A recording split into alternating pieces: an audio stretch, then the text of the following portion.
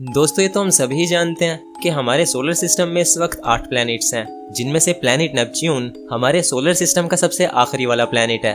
अब बहुत से लोग ये भी सोच सकते हैं कि प्लैनेट नेपच्यून सबसे आखिरी है तो इसीलिए शायद ये सबसे ठंडा प्लैनेट होगा, लेकिन दोस्तों ऐसा बिल्कुल भी नहीं है। प्लैनेट नेपच्यून से ज्यादा ठंडा प्लैनेट यूरेनस है, जो कि हमारे सोलर सिस्टम का 7वां प्लैनेट है। तो दोस्तों ये उस वक्त की बात है जिस वक्त हमारे सोलर सिस्टम में सिर्फ 7 प्लैनेट्स हुआ करते थे, यानी कि यूरेनस हमारे सोलर सिस्टम का सबसे आखिरी प्लैनेट था।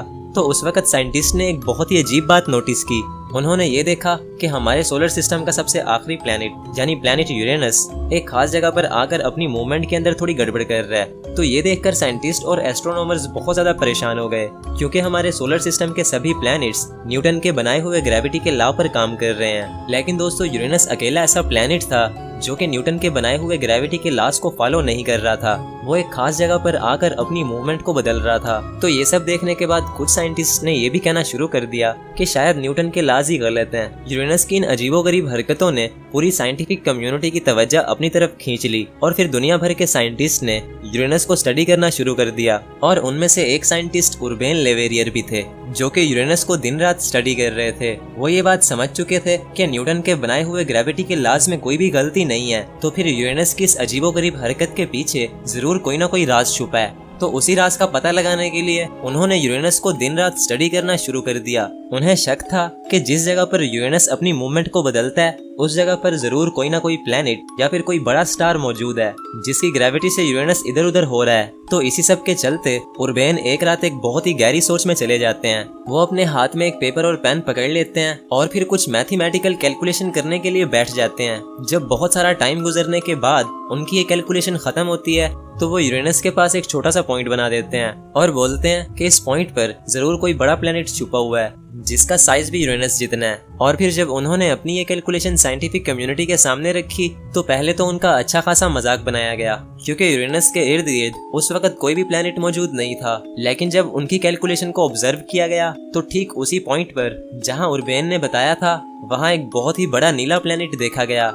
और जब उस प्लैनेट का मास और साइज कैलकुलेट किया गया तो ये पता चला कि उस प्लैनेट का मास और साइज भी लगभग यूरेनस के ही जितना है, यानी कि उर्बेन की वो कैलकुलेशन बिल्कुल सही थी। तो दोस्तों सोलर सिस्टम का अब 8वां प्लैनेट डिस्कवर हो चुका था, जिसको बगैर किसी टेलीस्कोप या फिर स्पेस क्राफ्ट के सिर्फ एक मैथमेटिकल कैलकुलेशन से डिस्कवर किया गया था, जो कि सुनने में काफी इंटरेस्टिंग लगता है। तो दोस्तों ये तो हो गई बात नेपच्यून के डिस्कवर होने की। अब हम जान लेते हैं कि नेपच्यून कैसा है और इसमें कैसे कैसे राज छुपे हैं। तो दोस्तों जैसे कि हम जानते हैं कि नेपच्यून हमारे सोलर सिस्टम का सबसे आखिरी प्लैनेट है, जो कि सूरज से 30 एस्ट्रोनॉमिकल यूनिट्स या फिर सूरज और जमीन से 30 गुना ज्यादा फासले पर मौजूद है, जिसका फासला सूरज से 5 बिलियन यानी 5 अरब किलोमीटर की दूरी पर है। और ये इतना ज्यादा है कि अगर एक स्पेस क्राफ्ट को अर्थ से नेपच्यून पर भेजा जाए तो स्पेस क्राफ्ट को नेपच्यून तक पहुंचने में पूरे 12 साल लग जाएंगे। यानी मान लो कि आप नेपच्यून पर जाना चाहते हो और आपकी उम्र अभी सिर्फ 20 साल है, तो जब तक आप नेपच्यून पर पहुंचोगे तो आपकी उम्र 32 साल हो चुकी होगी। और फिर अगर आप नेपच्यून का राउंड काट कर अर्थ पर वापस आओगे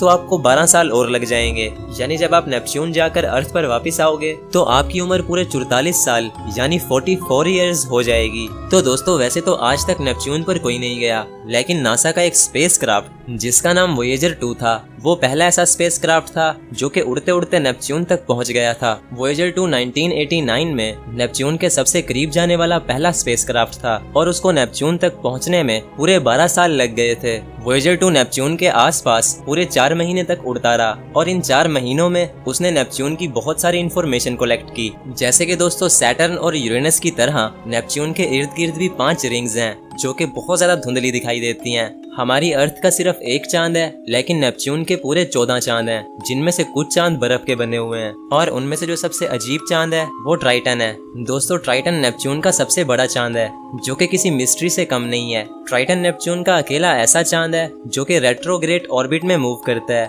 यानी जिस डायरेक्शन में नेपच्यून मूव करता है ट्राइटन उसकी उल्टी डायरेक्शन में मूव करता है, जिसे रेट्रोग्रेड ऑर्बिट कहा जाता है। और दोस्तों ऐसा माना जाता है कि ट्राइटन हमारे सोलर सिस्टम की सबसे ठंडी जगह है। ट्राइटन का टेम्परेचर -391 डिग्री फ़ारेनहाइट है, जो कि प्लैनेट यूरेनस से भी ज्यादा ठंडा है। और यही वजह है कि ट्राइटन पर जो वोल्केनोज हैं उनके अंदर से लावा नहीं बल्कि बर्फ निकलती है कि अगर आप यूरेनस की हवा के अंदर अपना हाथ खोलकर लहरा दोगे तो आपका हाथ जमकर वहीं पर पत्थर बन जाएगा और फिर ब्लड फ्लो ना होने की वजह से आपका हाथ काटना पड़ जाएगा। तो अब आप खुद ही इमेजिन कर लो कि अगर आप ट्राइटन पर हुए तो आपको सिर्फ अपना हाथ ही नहीं बल्कि और भी बहुत कुछ कटवाना पड़ सकता है। और दोस्तों, जैसे कि हम जानते हैं कि नेपच्यून सबसे आखिरी वाला प्लेनेट है, तो यही वजह है कि नेपच्यून को सूरज के गिर्द एक चक्कर लगाने में सबसे ज्यादा वक्त लगता है। दोस्तों, नेपच्यून को सूरज के गिर्द एक चक्कर लगाने में पूरे 165 साल लग जाते हैं और नेपच्यून पर एक मौसम पूरे 41 साल का होता है और नेपच्यून सूरज से सबसे ज्यादा दूर है। तो यही वजह है कि नेपच्यून पर सूरज की रोशनी बहुत ही कम पहुंचती है।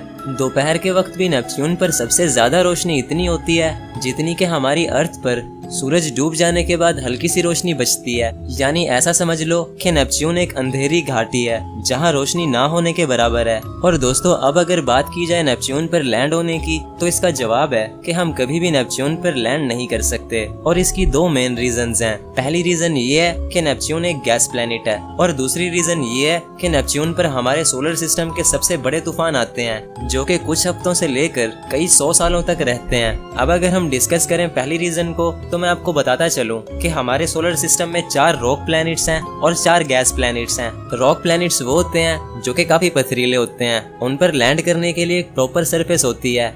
यानी इस हिसाब से हमारे सोलर सिस्टम के पहले 4 प्लैनेट्स रॉक प्लैनेट्स हैं, यानी कि मरकरी, वेनस, अर्थ और मार्स। और अब अगर हम बात करें गैस प्लैनेट्स की, तो दोस्तों गैस प्लैनेट्स पर लैंड करने के लिए कोई भी प्रॉपर सरफेस नहीं होती। ये प्लैनेट्स या तो खतरनाक गैसेस से बने होते हैं या फिर बर्फ और पानी से बने होते हैं। और हमारे सोलर सिस्टम के आखिरी 4 प्लैनेट्स गैस प्लैनेट्स हैं, यानी जुपिटर, सैटर्न, यूरेनस और नेपच्यून। तो यही वजह है कि आज तक किसी भी गैस प्लैनेट पर कोई भी स्पेसक्राफ्ट लैंड नहीं हुआ। और दोस्तों, अब अगर हम बात करें नेपच्यून की, तो नेपच्यून हमारे सोलर सिस्टम का सबसे छोटा गैस प्लैनेट है, जिसकी वजह से वहाँ का एटमॉस्फेयर बाकी सब गैस प्लैनेट से काफी घना है। दोस्तों, नेपच्यून पर लैंड करने के लिए कोई भी प्रॉपर सरफेस नहीं है, क्योंकि नेपच्यून की सरफेस पानी और बर्फ से बनी हुई है जो कि 17,500 किलोमीटर गहरी हो सकती है।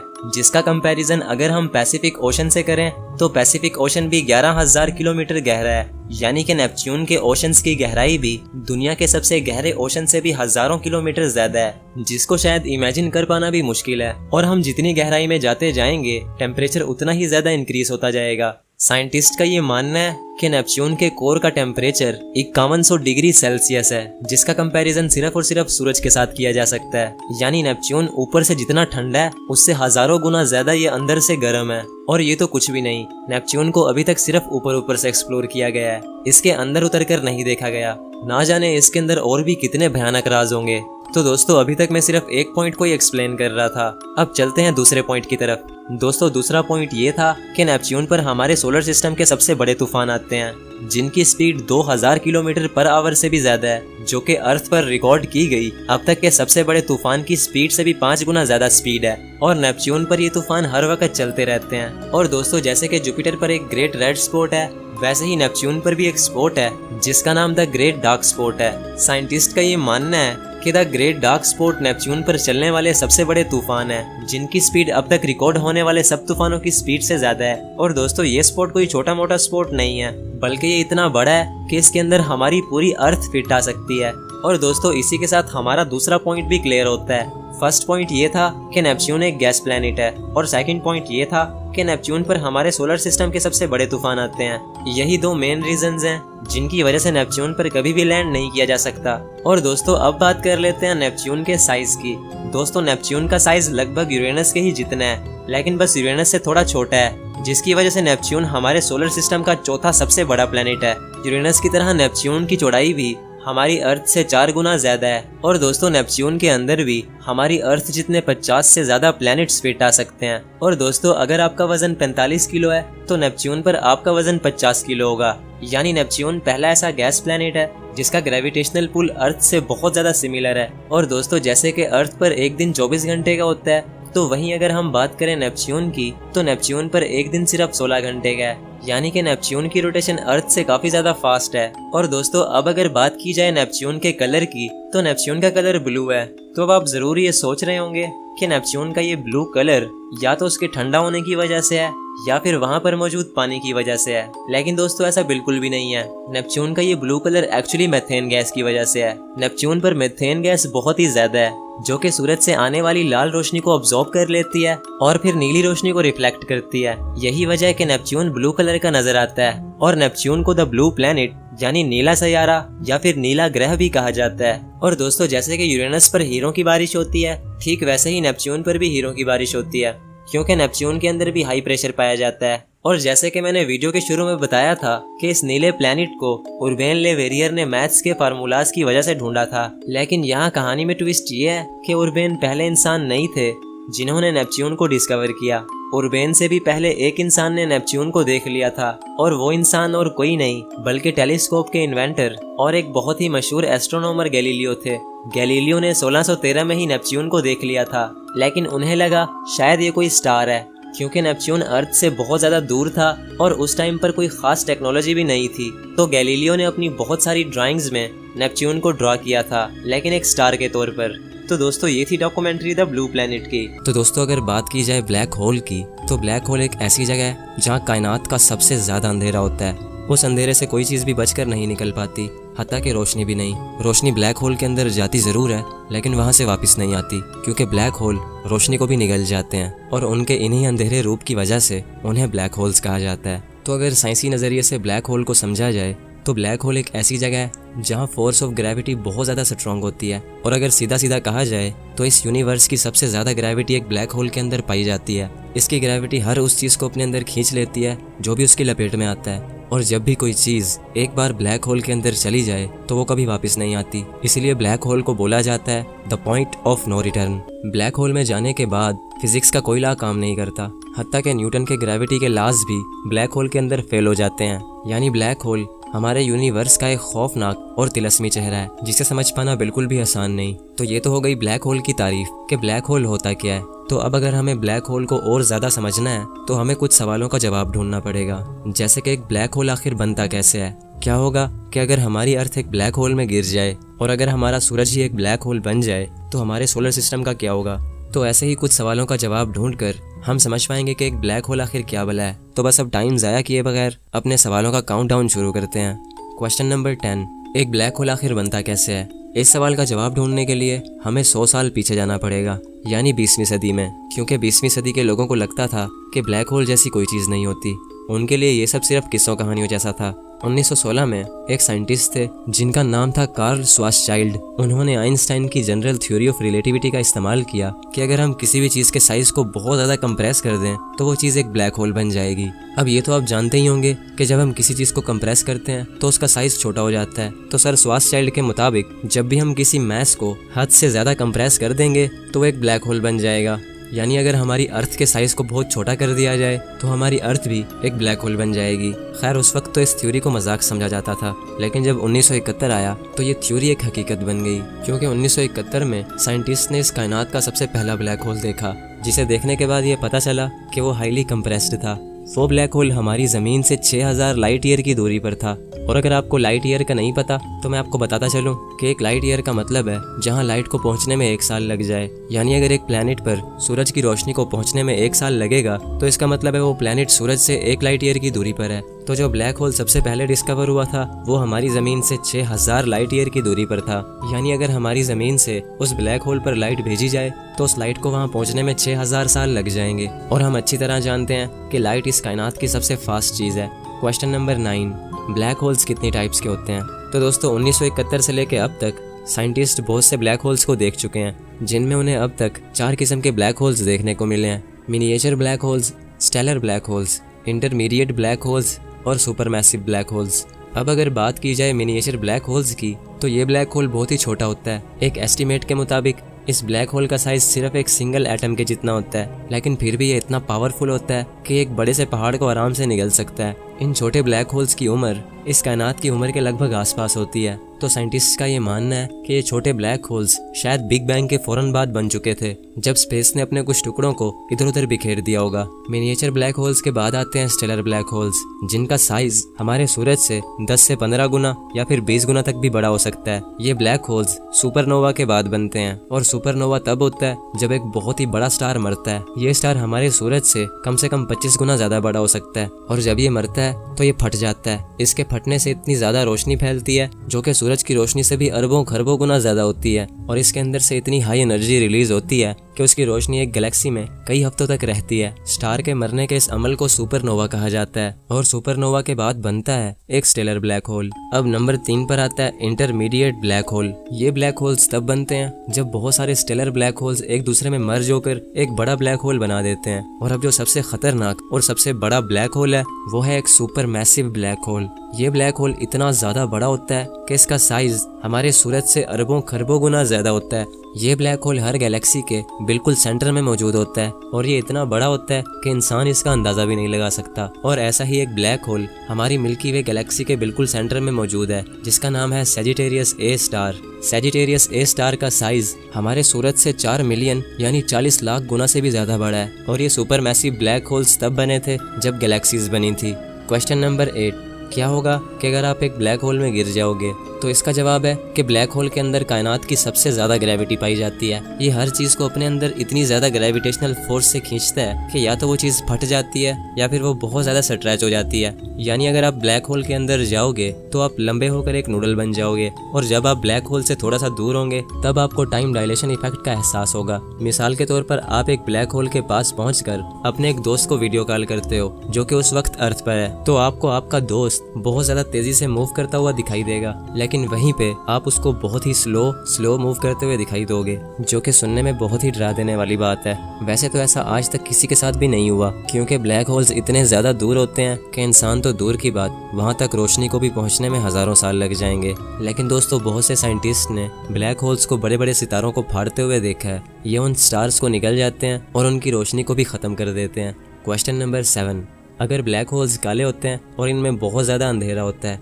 तो फिर ये नज़र कैसे आते हैं? तो यार इसका जवाब है कि ब्लैक होल इनविजिबल होते हैं। ये बिल्कुल भी नज़र नहीं आते। इनको देखने का सिर्फ एक ही तरीका है और वो है इनके इर्द गिर्द मौजूद एक्रीशन डिस्क, जो कि तब बनती है जब ब्लैक होल्स बहुत सारे स्टार्स को निगल लेते हैं तो फिर उन स्टार्स की बची कुची धूल और गैसेस ब्लैक होल के इर्द गिर्द मंडराने लगती हैं। दोस्तों ब्लैक होल के इर्द गिर्द तो होती है एक्रीशन डिस्क, लेकिन जो ब्लैक होल के अंदर वाला पार्ट है जो कि बिल्कुल अंधेरा है उसको बोला जाता है इवेंट होराइजन, जिसके आर पार नहीं देखा जा सकता और वहां जाने वाली कोई भी चीज वापस नहीं आती। ये ऐसे है जैसे कि एक अंधा कुआं। क्वेश्चन नंबर 6, क्या होगा कि अगर हमारा सूरज एक ब्लैक होल बन जाए? क्या ये हमारे सोलर सिस्टम को तबाह कर देगा?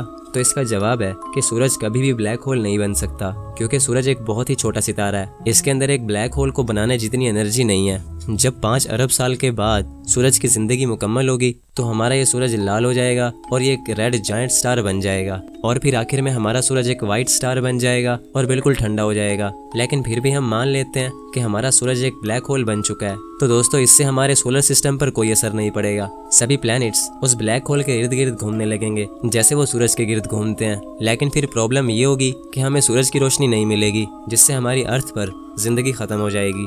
क्वेश्चन नंबर 5, अगर ब्लैक होल्स इतने ज़्यादा खतरनाक होते हैं कि वो अपने आसपास की किसी भी चीज़ को नहीं छोड़ते, तो क्या कभी ऐसा हो सकता है कि ब्लैक होल्स हमारी गैलेक्सीज को ही खा जाएं? तो इस सवाल का जवाब है नहीं। माना कि ब्लैक होल बहुत ही पावरफुल होता है, लेकिन ये इतना पावरफुल नहीं होता कि ये पूरी गैलेक्सी ही खा जाए। एक गैलेक्सी बहुत ज़्यादा बड़ी होती है और ब्लैक होल गैलेक्सी के सामने नज़र भी ना आए। क्वेश्चन नंबर 4, अगर हमारी अर्थ एक बड़े से ब्लैक होल के अंदर गिर जाती है तो हमारी अर्थ का क्या होगा? तो इसका जवाब है कि हमारी अर्थ ब्लैक होल के अंदर बहुत ही आराम से जाएगी। शुरू में तो हमें कुछ महसूस ही नहीं होगा, लेकिन हम जैसे ही ब्लैक होल के अंदर जाते जाएंगे तो हमारी अर्थ के छोटे छोटे टुकड़े हो जाएंगे, क्योंकि हमारी अर्थ की ग्रेविटी भी एक ब्लैक होल की ग्रेविटी का मुकाबला नहीं कर सकती और ब्लैक होल में जाने के बाद अंजाम सिर्फ और सिर्फ मौत होगा। क्वेश्चन नंबर 3, क्या ब्लैक होल से बचने का या फिर इससे बाहर निकलने का कोई रास्ता भी है? तो इसका जवाब है बिल्कुल नहीं, क्योंकि ब्लैक होल की ग्रेविटी से लाइट भी बाहर बचकर नहीं निकल सकती। तो इस हिसाब से अगर हमें ब्लैक होल से बचकर बाहर निकलना होगा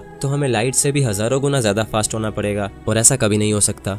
क्वेश्चन नंबर 2, अगर ब्लैक होल्स इतने ज़्यादा दूर होते हैं कि उन तक पहुंचने में लाइट को भी हज़ारों साल लग जाते हैं, तो फिर साइंटिस्ट इतनी दूर से ब्लैक होल को कैसे देखते होंगे? तो दोस्तों इसका जवाब है कि नासा के पास इतनी ज़्यादा पावरफुल सैटेलाइट्स और टेलीस्कोप्स मौजूद हैं जो कि स्पेस में मौजूद बहुत सी चीज़ों को दूर से ही देख लेती हैं। और अगर बात की जाए नासा की सबसे पावरफुल सैटेलाइट की, तो दोस्तों नासा की सबसे powerful satellite the James Webb telescope है, जिसको शॉर्ट फॉर्म में JWST भी कहा जाता है। ये टेलीस्कोप सूरज के इर्द गिर्द घूम रही है, यानी ये हमारी ज़मीन से पूरे 1 मिलियन माइल्स की दूरी पर है, जो कि 16 लाख किलोमीटर से भी ज़्यादा दूर है। इस टेलीस्कोप की पावर का अंदाज़ा आप इस बात से भी लगा सकते हो कि ये हमारी गैलेक्सी से बाहर की गैलेक्सीज और स्टार्स को भी देख लेती है। क्वेश्चन नंबर 1, अगर ब्लैक होल कायनात की अब तक की देखी जाने वाली सबसे खतरनाक चीज़ है, तो क्या ऐसा हो सकता है कि कोई चीज़ ब्लैक होल से भी ज़्यादा खतरनाक हो और इंसान की नज़रों से अब तक छुपी हुई हो? तो दोस्तों इसका जवाब है वाइट होल, जो कि ब्लैक होल से भी ज़्यादा खतरनाक हो सकता है। वाइट होल्स को अब तक देखा तो नहीं गया, लेकिन इनके होने का अंदाज़ा लगाया गया है। जैसे ब्लैक होल्स को ढूंढने से पहले ब्लैक होल्स के होने का अंदाज़ा लगाया जा चुका था,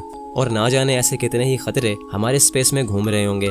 दोस्तों जैसे कि आपको पता है कि हमारे सोलर सिस्टम में 8 प्लैनेट्स हैं, जिनमें सूरज के सबसे ज्यादा करीब मरकरी है और सूरज के सबसे ज्यादा दूर नेपच्यून है। अब जहाँ तक एक इंसान की अकल काम करती है तो एक इंसान को यही लगेगा कि सबसे ज्यादा हॉट टेम्परेचर मरकरी पर होगा क्योंकि वो सूरज के बिल्कुल करीब है, और सबसे ज्यादा कूल टेम्परेचर नेपच्यून पर होगा क्योंकि वो सूरज से सबसे ज्यादा दूर है। लेकिन दोस्तों ऐसा बिल्कुल भी नहीं है। सबसे ज्यादा हॉट टेम्परेचर वेनस पर है, जो कि 2nd नंबर वाला प्लैनेट है, और सबसे ज्यादा कूल टेम्परेचर यूरेनस पर है, जो कि 7वें नंबर वाला प्लैनेट है। और ये सुनने में काफी अजीब लगता है। अब अगर हम बात करें यूरेनस की, तो यूरेनस इस कायनात का पहला प्लैनेट है जो कि सबसे पहले डिस्कवर हुआ था। सन 1781 में विलियम हर्शल नाम के एक एस्ट्रोनॉमर थे। वो टेलीस्कोप से आसमान देख रहे थे तो अचानक उनकी नजर एक सितारे पर पड़ी जो कि काफी बड़ा था और काफी धुंधला दिखाई दे रहा था। पहले तो उन्हें लगा कि ये सिर्फ एक सितारा है, लेकिन जब उन्होंने गौर किया तो वो कोई सितारा नहीं बल्कि एक प्लैनेट था, जिसको उन्होंने नाम दिया यूरओनुस, जो कि फिर वक्त के साथ तब्दील होकर यूरेनस बन गया। जुपिटर और सैटर्न के बाद यूरेनस हमारी गैलेक्सी का तीसरा सबसे बड़ा प्लैनेट है, जिसकी चौड़ाई हमारी जमीन से 4 गुना ज्यादा है। एक अंदाजे के मुताबिक अगर यूरेनस अंदर से खोखला होता तो इसके अंदर हमारी जमीन जितने 50 प्लैनेट्स फिट आ सकते हैं। दोस्तों यूरेनस की आबो हवा बहुत ही ज्यादा गहरी है, और इसके जितना अंदर जाया जाए इसकी आबो हवा उतनी ही ज्यादा गहरी होती चली जाती है। यूरेनस की आबो हवा में बहुत ज्यादा प्रेशर होता है। जैसे कि अगर एक स्पेस क्राफ्ट को यूरेनस के ऊपर उतारा जाए तो वो स्पेसक्राफ्ट वहां की आबो हवा के प्रेशर से ही फट जाएगा। हत्ता कि यूरेनस के ऊपर से उड़ना भी एक स्पेसक्राफ्ट के लिए बहुत ही ज्यादा मुश्किल होता है। यही वजह है कि आज तक यूरेनस पर कोई भी स्पेसक्राफ्ट लैंड नहीं हुआ, जो कि सुनने में काफी खौफनाक बात लगती है। और अब अगर मैं बात करूं यूरेनस के टेम्परेचर की, तो दोस्तों यूरेनस का टेम्परेचर -353 डिग्री फ़ारेनहाइट है, जो कि इतना ज्यादा ठंडा है कि अगर एक इंसान यूरेनस की हवा में अपना हाथ खोलकर लहराएगा तो उसका हाथ वहीं पर जमकर पत्थर बन जाएगा। उसके हाथ का ब्लड फ्लो रुक जाएगा, जिसकी वजह से उसका हाथ काटना पड़ जाएगा। और अगर यूरेनस पर पानी लेकर जाया जाए तो वो पानी जमकर इतना सख्त हो जाएगा जितना सख्त एक पत्थर होता है। और दोस्तों अब अगर मैं बात करूं यूरेनस के मौसम के बारे में, तो डिस्कवरी में एक बहुत ही अजीबोगरीब चीज सामने निकल कर आई। जैसे हमारी जमीन पर एक साल में 4 मौसम होते हैं, लेकिन वहीं यूरेनस पर एक मौसम पूरे 20 साल तक रहता है। हमारी जमीन सूरज के गिर्द एक साल में 1 चक्कर लगाती है, लेकिन दोस्तों यूरेनस को सूरज के गिर्द 1 चक्कर लगाने में पूरे 84 साल लगते हैं। सभी प्लैनेट सूरज के गिर्द एक खास डायरेक्शन में मूव करते हैं, लेकिन यूरेनस के सूरज के गिर्द घूमने की एक अलग ही डायरेक्शन है। हमारी जमीन सूरज की तरफ 23 डिग्री झुकी हुई है, लेकिन दोस्तों यूरेनस के बारे में फैक्ट ये है कि ये पूरे 98 डिग्री तक सूरज की तरफ झुका हुआ है। साइंटिस्ट का ये मानना है कि हजारों साल पहले एक जमीन जितना मेटियोराइट यूरेनस से टकरा गया था, जिसकी वजह से यूरेनस की डायरेक्शन बिल्कुल चेंज हो गई। और दोस्तों हमारी जमीन का सिर्फ एक चांद है जो कि हमारी जमीन के गिर्द घूमता है, लेकिन वहीं अगर बात की जाए यूरेनस की, तो यूरेनस के पूरे 27 चांद हैं, जिनमें से एक चांद जिसका नाम मिरांडा मून है कायनात की सबसे अजीब दिखने वाली चीजों में से एक है। देखने से ऐसे लगता है जैसे कि ये अंदर से बाहर की तरफ निकला हुआ है। और दोस्तों यूरेनस ब्लू कलर का नजर आता है। अब जहाँ तक इंसान की अकल काम करती है तो एक इंसान को यही लगेगा कि यूरेनस बहुत ठंडा है इसलिए ये ब्लू कलर का है, लेकिन ऐसा बिल्कुल भी नहीं है। यूरेनस पर नेचुरल गैस बहुत ज्यादा है जो कि इसको ब्लू कलर देती है, और यूरेनस पर बहुत ही गंदी स्मेल आती है क्योंकि यूरेनस के ऊपर बादल बहुत ज्यादा हाइड्रोजन सल्फाइड से भरे होते हैं, जिसकी वजह से वहाँ सड़े हुए अंडों की स्मेल रहती है जो कि इतनी ज्यादा होती है कि एक आम इंसान से बर्दाश्त भी ना हो। और जैसे कि मैंने वीडियो के शुरू में बताया था कि यूरेनस पर हीरों की बारिश भी होती है, तो वो इसलिए होती है कि यूरेनस पर बहुत ज्यादा प्रेशर होता है, जिसकी वजह से वहाँ बारिश में पानी की जगह हीरे बरसते हैं। क्योंकि दोस्तों पानी सिर्फ जमीन पर है और पानी की बारिश भी सिर्फ जमीन पर होती है, तो बस यूरेनस पर हीरे बरसते हैं। लेकिन वो हीरे आज तक किसी के हाथ नहीं लगे क्योंकि हाई प्रेशर की वजह से आज तक वहाँ कोई नहीं गया। हमारे सोलर सिस्टम में सिर्फ एक सूरज है, लेकिन अगर मैं बात करूँ हमारी गैलेक्सी के बारे में यानी द मिल्की वे के बारे में, तो हमारी मिल्की वे गैलेक्सी में पूरे 1.5 ट्रिलियन यानी 1.5 खरब सूरज हैं। तो बस इस बात से आप अंदाजा लगा सकते हो कि हमारी गैलेक्सी कितनी ज्यादा बड़ी है। इंसान तो दूर की बात, बल्कि इंसान की सोच भी वहाँ तक नहीं पहुँच सकती। ना जाने इस कायनात के अंदर और भी क्या कुछ छुपा हुआ है। दोस्तों इंसान सदियों से चांद को लेकर बहुत एक्साइटेड रहा है, क्योंकि जब जब इंसान ने आसमान में उस चमकती हुई चीज को देखा तो उसने हमेशा इंसान को सोच में डाले रखा कि आखिर उस चमकती हुई चीज पर क्या होगा। खैर ये तो आप जानते ही होंगे कि चांद हमारी अर्थ के सबसे करीब वाला स्पेस ऑब्जेक्ट है, जिसको हम अपनी आम आंख से भी आसमान में देख सकते हैं। चांद हमारी अर्थ का एक नेचुरल सैटेलाइट है जो कि हमारी अर्थ के गिर्द चक्कर काटता है। तो यही वजह रही है कि इंसान हमेशा से चांद के बारे में जानने के लिए पुरजोश रहा है। और सबसे पहला स्पेस मिशन यानी अपोलो 11 भी इंसान ने चांद पर ही किया, जिसमें नील आर्मस्ट्रॉन्ग पहला इंसान बना जिसने चांद की मट्टी पर कदम रखा। दोस्तों, दरअसल इंसानियत की ये तारीख रही है कि इंसान हर नामुमकिन चीज़ को मुमकिन करने की कोशिश करता आया है, जिनमें से एक नामुमकिन चीज़ ये भी है कि इंसान चांद पर जिंदगी तलाश रहा है। जी हाँ दोस्तों, क्योंकि प्लैनेट मार्स के बाद चांद ही एक ऐसी जगह है जो कि हमें जीने की उम्मीद देती है। एलोन मस्क कहते हैं कि पहले वो मार्स को कॉलोनाइज करेंगे, उसके बाद वो लोगों को चांद पर भी भेजेंगे ताकि इंसान मार्स पर भी रहें और चांद पर भी रहें। तो यही वजह है कि इंसान आज भी चांद को स्टडी कर रहा है और उसको और ज्यादा जानने के लिए उस पर लगातार मिशंस भेज रहा है। और मुमकिन है कि अगर इंसान जिंदा रहा तो वो अनकरीब चांद पर भी जिंदगी बसा लेगा। खैर, चांद क्या है ये तो आप अच्छी तरह खुद भी जानते होंगे, लेकिन आप ये नहीं जानते होंगे कि चांद आखिर क्यों है, ये आखिर किस लिए बना, कैसे बना, और क्या होता कि अगर हमारे पास चांद ही ना होता। क्या चांद के बगैर अर्थ पर लाइफ होती, और अगर नहीं होती तो फिर क्या होता। तो यही कुछ ऐसे सवाल थे जिन्होंने इंसान को सदियों तक सोच में डाले रखा। और इन्हीं कुछ सवालों का जवाब जानने के लिए इंसान को वक्त में पीछे जाना पड़ा, यानी उस वक्त जब कोई चांद ही नहीं था। तो जब इंसान ने चांद को वक्त में पीछे जाकर देखा तो इंसान को समझ आया कि आखिर ये चांद है क्या। तो दोस्तों, अगर बात करें चांद की तो सबसे पहले हम ये जान लेते हैं कि चांद आखिर बना कैसे। जब हमारा सोलर सिस्टम नया नया बना था, आज से 4.6 बिलियन साल पहले हमारी अर्थ पैदा हुई। ऐसा माना जाता है कि 4.6 बिलियन साल पहले स्पेस में मौजूद गैसेस और धूल ने हमारी अर्थ को बना दिया था, जो कि फिर सूरज के गिर्द घूमने लगी थी। उस टाइम अर्थ का साइज आज की अर्थ के साइज से काफी बड़ा था। और फिर यहाँ से शुरू होती है चांद के बनने की कहानी। दोस्तों, साइंटिस्ट का ये मानना है कि आज से 4.5 बिलियन साल पहले प्लैनेट मार्स के जितना एक ऑब्जेक्ट अर्थ से टकरा गया था, जिसको साइंटिस्ट नाम देते हैं थिया। साइंटिस्ट कहते हैं कि थिया 9.8 किलोमीटर पर सेकंड की रफ्तार से अर्थ से टकराया था, जिसकी वजह से अर्थ एक लावा की तरह उबल गई थी। अर्थ की लगभग आधी सरफेस तो हवा में ही उड़ गई थी और बची कुछ सरफेस हजारों टुकड़ों में बंटकर अर्थ के गिर्द चक्कर काटने लगी। बाद में वो टुकड़े आपस में जुड़ने लगे, जिन्होंने अर्थ के गिर्द घूमने वाली एक नई दुनिया को जन्म दिया, जिसको हम आज चांद के नाम से जानते हैं। साइंटिस्ट कहते हैं कि जब चांद नया नया बना था तो ये बहुत ज्यादा गर्म था। वैसे तो चांद अर्थ से 3.5 लाख किलोमीटर से भी ज्यादा दूर है, लेकिन दोस्तों उस वक्त चांद सिर्फ अर्थ से 22,530 किलोमीटर दूर था, जो कि अर्थ के इतना ज्यादा पास था कि अगर हम इसको देख लेते तो ऐसा लगता जैसे एक पिघली हुई दुनिया अर्थ के ऊपर मंडरा रही है। दोस्तों, उस टाइम हमारी अर्थ का एनवायरनमेंट बहुत ही खराब था, जो कि बिल्कुल भी जीने लायक नहीं था। लावा के बड़े बड़े समंदर थे जो कि ठंडा होने का इंतजार कर रहे थे। खैर, वक्त गुजरता गया और गुजरते वक्त के साथ साथ अर्थ और मून दोनों ठंडे होते गए। अर्थ जो पहले एक जहन्नुम थी, वो धीरे धीरे अपने ऊपर एक सॉलिड सरफेस को बनाने लगी। हमारे चांद पर भी सरफेस बन चुकी थी और हमारा चांद बिल्कुल साफ सुथरा था, यानी जैसे आज उस पर दाग धब्बे हैं तो उस वक्त चांद पर कोई भी दाग धब्बे नहीं थे। अब सवाल ये है कि आखिर चांद पर ये दाग आए कैसे। तो दोस्तों, हुआ कुछ यूं कि जब अर्थ और चांद ठंडे हो रहे थे तो उस वक्त एस्ट्रॉइड और मीटियोर्स की बारिश होती थी, जिसको साइंटिस्ट नाम देते हैं LHB, यानी लेट हैवी बम्बार्डमेंट। LHB एक ऐसा टाइम था जब हजारों मीटियोर्स आसमान से गिरते थे और अर्थ और मून से टकराते थे। ये एस्ट्रॉइड्स कई मिलियन सालों तक अर्थ और चांद से टकराते रहे, जिसकी वजह से चांद पर दाग लगे और अर्थ पर लाइफ स्टार्ट हुई। जी हाँ दोस्तों, ऐसा माना जाता है कि आज से 4 बिलियन साल पहले जब चांद ठंडा हुआ तो चांद के साउथ पोल पर एक बहुत बड़ा इम्पैक्ट हुआ, जिसकी वजह से चांद के साउथ पोल पर एक बहुत ही बड़ा गड्ढा बन गया। उसके बाद चांद पर लगातार ऐसे इम्पैक्ट्स होते रहे, जिनकी वजह से चांद जो पहले बिल्कुल व्हाइट था उस पर दाग लगने लगे। वो जगह जगह से डार्क ग्रे कलर का होने लगा। चांद पर धब्बे बनते गए और चांद के उन धब्बों को साइंटिस्ट नाम देते हैं मारिया। दोस्तों, मारिया के बनने के भी कुछ मिलियन सालों के बाद चांद पर फिर से इम्पैक्ट्स होने लगे, लेकिन ये इम्पैक्ट्स पहले वाले इम्पैक्ट से काफी छोटे थे, जिनकी वजह से चांद पर बहुत सारे छोटे छोटे गड्ढे बनते गए। ऐसे ही दोस्तों, अगर अर्थ की बात करें तो आज से 4 बिलियन साल पहले आसमान से मीटियोर्स की बारिश होती थी। वो मीटियोर्स वैसे तो अर्थ पर तबाही मचाते थे, लेकिन वो अपने साथ एक बहुत ही खास चीज लाया करते थे, और वो खास चीज थी पानी। जी हाँ दोस्तों, अर्थ पर शुरू से पानी नहीं था, बल्कि वो एस्ट्रॉइड्स और मीटियोर्स जो अर्थ पर गिरते थे अपने साथ पानी की एक छोटी सी अमाउंट को लाया करते थे। ये मीटियोर्स कई मिलियन सालों तक अर्थ पर बरसते रहे, जिनकी वजह से अर्थ पर पानी जमा होना शुरू हुआ, जो कि अर्थ पर लाइफ स्टार्ट होने की वजह बना। वो धीरे धीरे अपने ऊपर एक एटमॉस्फेयर को जन्म देने लगी, क्योंकि अर्थ पर समंदर बन रहे थे जो कि इवेपोरेशन करने लगे। तो इन सब के चलते अर्थ को एक सूटेबल इन्वायरमेंट मिला जो जिंदगी के लिए जरूरी था। अब दोस्तों ये तो हो गई बात चांद के बनने की और अर्थ पर लाइफ स्टार्ट होने की। तो अब हम बात कर लेते हैं चांद के कुछ साइंटिफिक फैक्ट्स के बारे में जो कि साइंटिस्ट ने हाल ही में डिस्कवर किए। तो ज्यादा टाइम नहीं लेते और वीडियो को कंटिन्यू करते हैं। Number 1, shape of the moon.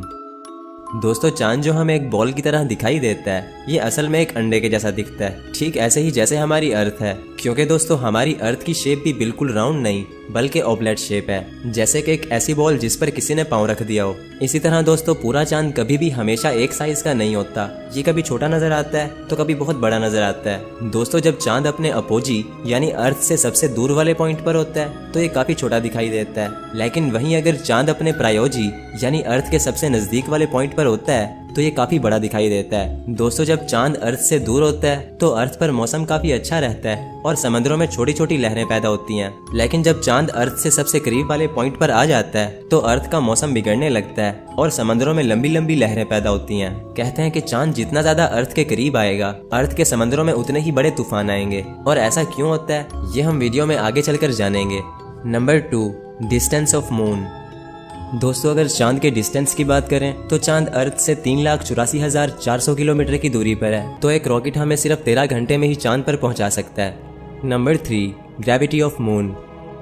दोस्तों वैसे तो चांद पर बहुत कम ग्रेविटी है, लेकिन फिर भी चांद की ग्रेविटी का एक बहुत बड़ा रोल है। दोस्तों चांद की ग्रेविटी अर्थ से 6 गुना कम है, यानी इस हिसाब से एक 100 किलो के बंदे का वजन चांद पर सिर्फ 16.5 किलो होगा। तो अब सवाल ये है कि चांद की ग्रेविटी का आखिर क्या रोल है। दोस्तों चांद की ग्रेविटी की वजह से ही हमारे समंदरों में लहरें पैदा होती हैं। जैसे मैंने बताया था कि चांद जितना ज्यादा करीब आएगा समंदरों में उतनी ही लंबी लहरें पैदा होंगी। चांद की ग्रेविटी इतना दूर से हमारी अर्थ पर तो असर नहीं कर सकती, लेकिन वो अर्थ के समंदरों पर बहुत ज्यादा असर करती है। तो अगर चांद की ग्रेविटी नहीं होगी तो समंदरों में लहरें ना होने के बराबर होंगी। अब आप जरूर ये सोच रहे होंगे कि क्या होगा अगर चांद अर्थ के बहुत ज्यादा करीब आ जाए। तो दोस्तों इसके 2 जवाब हैं। पहला ये कि अगर चांद अर्थ से बहुत तेजी से टकराया तो अर्थ लावा की तरह उबल जाएगी, जैसा वो थिया के टकराने से उबली थी। और दूसरा जवाब यह है कि अगर चांद घूमता हुआ धीरे धीरे अर्थ के करीब आता गया तो वो अर्थ की हाई ग्रेविटी बर्दाश्त नहीं कर पाएगा और टूटकर छोटे छोटे टुकड़ों में बट जाएगा, जिससे वो अर्थ के गिर्द एक रिंग बना देगा,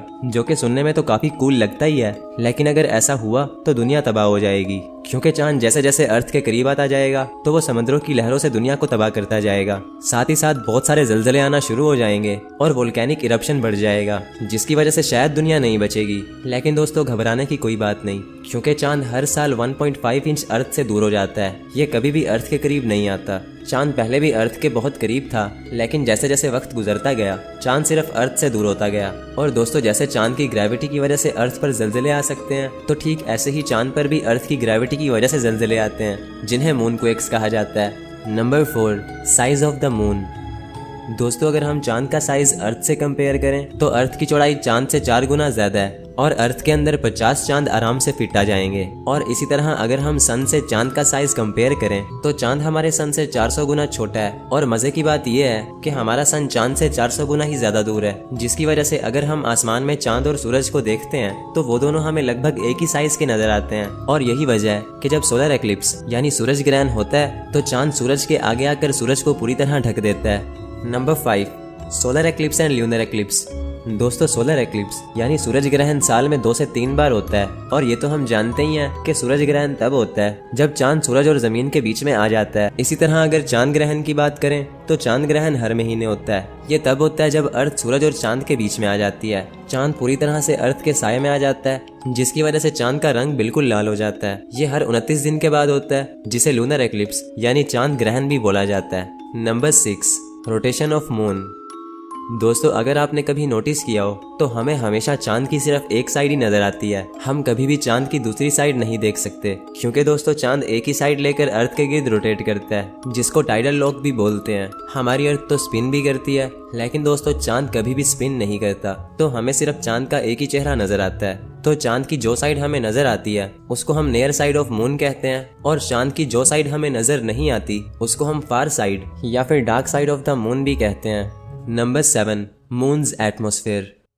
तो दोस्तों अगर बात करें एटमॉस्फेयर की, तो अर्थ पर एक बहुत ही अच्छा एटमॉस्फेयर है, जिसकी वजह से अर्थ पर जब रात होती है तो उससे पहले एक शाम भी आती है, यानी रात एकदम से नहीं होती बल्कि धीरे धीरे से होती है। बट वहीं अगर हम चांद की बात करें तो चांद पर एटमॉस्फेयर ना होने के बराबर है। तो यही वजह है कि चांद पर रात से पहले कोई भी शाम नहीं आती और डायरेक्ट दिन से रात होती है और रात से दिन हो जाता है। ऐसे ही अगर हवा की बात करें तो चांद पर कोई भी हवा नहीं है, यानी अगर हम चांद पर एक झंडा लगाएंगे तो वो झंडा नहीं लहराएगा। यही वजह है कि चांद पर जो एस्ट्रोनॉट्स गए थे तो उनके जूते का निशान कई मिलियन सालों तक रहेगा, क्योंकि ना तो हवा चलेगी और ना ही मिट्टी उड़ेगी।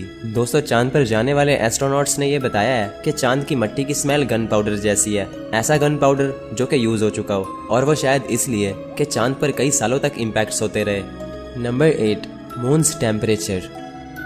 दोस्तों चांद पर दिन का टेम्परेचर 120 डिग्री सेल्सियस होता है, जो कि इतना ज़्यादा गर्म है कि इस टेम्परेचर पर चाय आराम से बन सकती है। और वहीं अगर हम रात की बात करें तो चांद पर रात का टेम्परेचर -130 डिग्री सेल्सियस तक चला जाता है, जो कि इतना ज़्यादा ठंडा है कि ये टेम्परेचर इंसान की हड्डियों तक को फ्रीज कर देगा।